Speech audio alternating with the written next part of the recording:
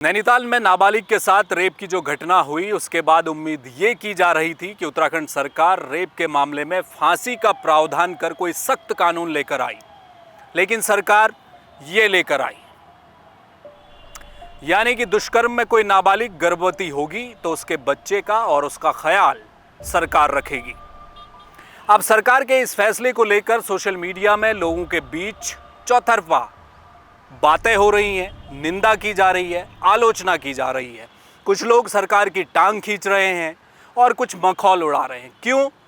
सरकार की पहल तो सार्थक है, ऐसा तो होना चाहिए, फिर लोग क्यों नाराज हैं? उस पर करेंगे चर्चा इस बात पर भी करेंगे कि महिला अपराधों के लिए उत्तराखंड में लगातार क्या स्थितियां मुफीद होती जा रही हैं। क्या महिला अपराध का गढ़ बनता जा रहा है उत्तराखंड? खासकर नाबालिगों के लिए ये राज्य रेपगाह क्यों बनता जा रहा है? चर्चा ये भी करेंगे कि क्या राज्य सरकार के हाथ में वो पावर है कि वो रेप के मामलों में फांसी की सज़ा का प्रावधान कर कोई कानून बना सकती है। नमस्कार, जय भारत टीवी देख रहे हैं आप, मैं हूं हेमभट्ट। एनसीआरबी की कोई भी रिपोर्ट पढ़िए, 2-3 सालों की पढ़ लीजिए, आपको पता चलेगा कि उत्तराखंड कैसे महिला अपराध के लिए लगातार दिनों दिन आगे बढ़ता जा रहा है। राष्ट्रीय स्तर पर उत्तराखंड ने महिला अपराध के मामले में नए कीर्तिमान स्थापित कर दिए हैं।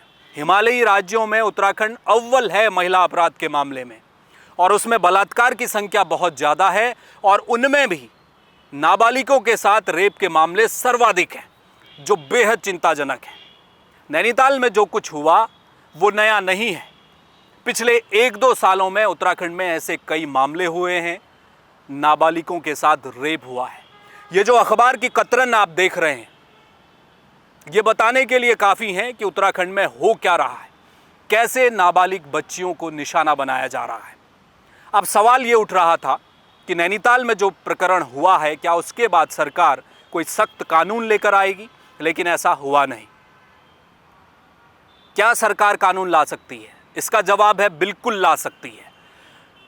ये बात सच है कि इस समय पॉक्सो एक्ट पूरे देश में अलग अलग राज्यों में लागू है, और इसके साथ ही जो भारतीय न्याय संहिता है वो भी हर राज्य में लागू है, केंद्रीय कानून है, उसकी बाध्यता है। और उसमें रेप के मामलों में अभी पिछले दिनों जो संशोधन हुआ, पहले 7 साल की सज़ा हुआ करती थी, अब उसे कम से कम 10 साल सज़ा कर दिया गया।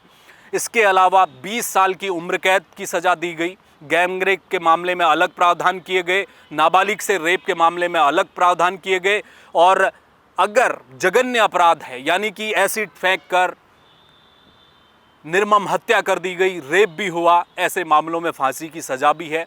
पॉक्सो में तो है ही। बावजूद इसके देश में एक आंकड़ा है जिसे जानकर आप चौंक जाएंगे कि 2004 से लेकर अब तक रेप के मामले में महज 5 दोषियों को फांसी की सज़ा हुई है। इसमें निर्भया के भी 4 लोग हैं। ये आंकड़ा है।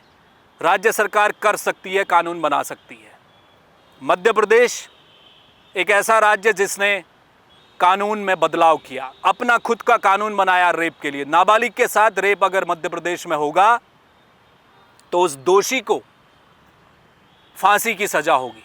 राजस्थान ने भी ये किया है, हरियाणा ने किया है, पश्चिम बंगाल ने तक किया है। हालांकि ये बात अलग है कि बावजूद इसके फांसी नहीं हो पाई है मध्य प्रदेश में। अभी पिछले कुछ दिनों पहले एक मामला मध्य प्रदेश में आया, नाबालिग से रेप का मामला। 13 दिन के भीतर ट्रायल पूरा हो गया, दोषी को सजा हो गई, निचली अदालत से फांसी की सजा दी गई। तो दोषी हाईकोर्ट गया, वहां भी सरकार ने माफ कीजिएगा, कोर्ट ने सजा को बरकरार रखा, लेकिन फिर सुप्रीम कोर्ट में सजा मुलतवी कर दी गई, यानी कि वो फांसी की सजा 20 साल की सजा में बदल दी गई। लेकिन इतना जरूर है कि राज्य सरकारों ने दिखाया कि अगर आप हमारी बच्चियों को छेड़ोगे, छुओगे, उनके साथ दुष्कर्म करोगे तो हम आपको फांसी की सजा दिलाएंगे। ये कहना भी अपने आप में बहुत है। लेकिन उत्तराखंड सरकार ने कुछ ऐसा किया जिसकी चर्चाएं होने लगी, जिसका मखौल उड़ाया जाने लगा। सरकार ने कहा कि रेप पीड़िता नाबालिग है, अगर वो गर्भवती हो जाती है तो उसका ख्याल सरकार रखेगी। जो बच्चा होगा उसका लालन पालन सरकार करेगी। पीड़िता को लंबे समय तक स्वरोजगार के लिए तैयार किया जाएगा। बच्चे की शिक्षा का ध्यान रखा जाएगा। उसका भविष्य आगे अच्छा रहे उस बात का ख्याल सरकार रखेगी। 4,000 रुपये प्रति महीना जो पीड़िता है उसको भरण पोषण के लिए सरकार देगी। क्या ये काफ़ी है? पहले तो ये सवाल बनता है, क्या इतने से हो जाएगा? दूसरा सवाल ये है कि जो लोग टांग खिंचाई कर रहे हैं, डॉक्टर रमेश पांडे हैं, आंदोलनकारी रहे हैं, उन्होंने तो क्या लिखा? उन्होंने लिखा कि ये तो बलात्कारियों को ऑफ़र दिया जा रहा है एक तरह से। ये इसलिए हो रहा है, लोग इसलिए इस बात पर सवाल उठा रहे हैं क्योंकि सरकार से अपेक्षा ये की जाती है कि रेप हो ही ना। नाबालिग से दुष्कर्म तो बहुत दूर की चीज़ है। उत्तराखंड में सरकार को तो ये व्यवस्था करनी चाहिए, ये संदेश देना चाहिए कि कोई हमारी बेटियों को छू भी ना पाए। बेटी अगर घर से बाहर निकल रही है तो सुरक्षित घर लौट पाए, निर्भय होकर लौट पाए, भय मुक्त समाज हो। ये संदेश कौन देगा? ये सरकार देगी।